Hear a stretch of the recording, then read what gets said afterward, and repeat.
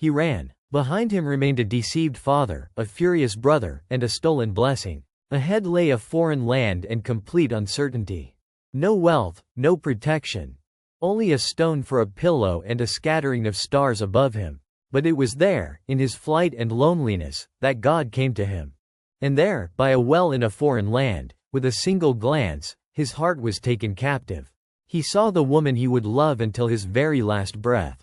Now comes the question. Quiet, almost imperceptible. The very one that Scripture leaves between the lines. How old was Jacob at that moment when he first looked upon Rachel? The answer is hidden in the numbers. And it may surprise you. After stealing his father's blessing, Jacob fled north. He was heading to Haran, the homeland of his mother.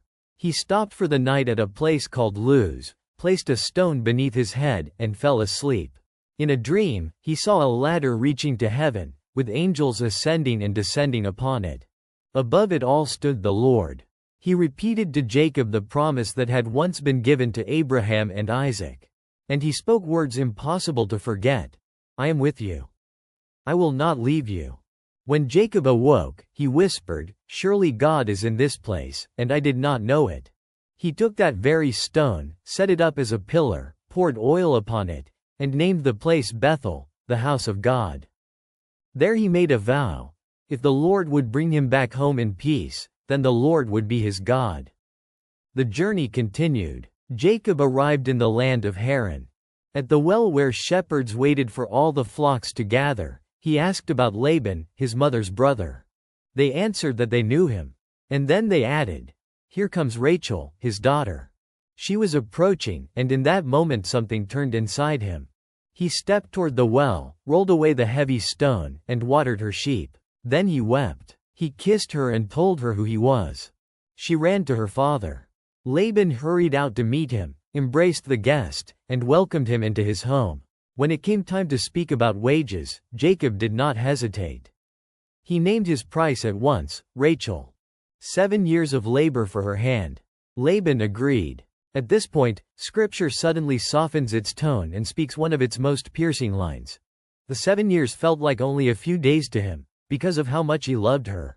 But when the wedding night came, Laban brought him not Rachel, but Leah, her older sister. Darkness hid the deception. In the morning, Jacob saw the truth and rushed to Laban with bitter accusations. The reply was cold. "It is not done in our place to give the younger before the older. Finish another 7 years of service, and you will receive Rachel." So the deceiver met his own reflection. The man who once covered his hands with goatskins to trick his blind father now found himself the victim of another's cunning. He agreed. Another 7 years of labor. And Rachel became his wife. Then came the children, 12 sons born to 4 women. The 11th was Joseph, Rachel's firstborn, born near the end of the 14-year period. Jacob loved him more than all the others. After that, he agreed to another 6 years of work in exchange for livestock. When 20 years had passed, he gathered his wives, his children, and all he had acquired, and turned back toward his homeland. But this love story did not have a quiet ending. On the road to Canaan, between Bethel and Bethlehem, Rachel began giving birth to her second son. The birth proved too difficult. As she was dying, she managed to name the child Ben-Oni, son of my sorrow. But Jacob renamed him Benjamin, son of the right hand. He buried her there by the roadside and set up a stone over her grave. The woman he had loved for 20 years did not die in peace or old age, but on a dusty roadside, in the middle of the journey home. The pain did not ease. Years later, Joseph, his most beloved son, was taken from him and sold by his brothers into Egypt. Jacob was brought a blood-stained garment. For many years he lived in mourning, never taking it off. But God was not finished yet. Joseph rose from slavery and became second in command in Egypt. When famine drove his brothers south in search of grain, he revealed himself to them. News reached the old father. Scripture says that his spirit revived. "My son Joseph is still alive," he said, catching his breath. "I will go and see him before I die." He came to Egypt and stood before Pharaoh. He was 130 years old. That same man who fled from a sword, paid years for love, was deceived in turn, lost Rachel by the roadside, and carried a dead son in his heart for years. He looked upon the ruler of the most powerful empire and said, "Few and difficult have been the days of my life, and they have not reached the years of my fathers." And now, the very hidden answer. If you go backward through the numbers, Joseph was 30 years old when he stood before Pharaoh and interpreted the dreams.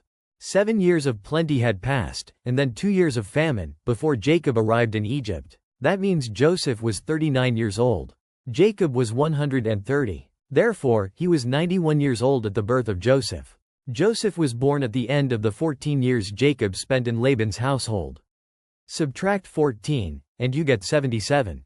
Jacob was 77 years old when he came to the well and saw Rachel. 77, when his heart was captured in an instant. 84, when he finally took her as his wife after long years of waiting. This is not the story of a youthful romantic. It is the story of a mature man who met the love of his life in the second half of his journey. And one who paid for her with decades of labor, tears, and patience.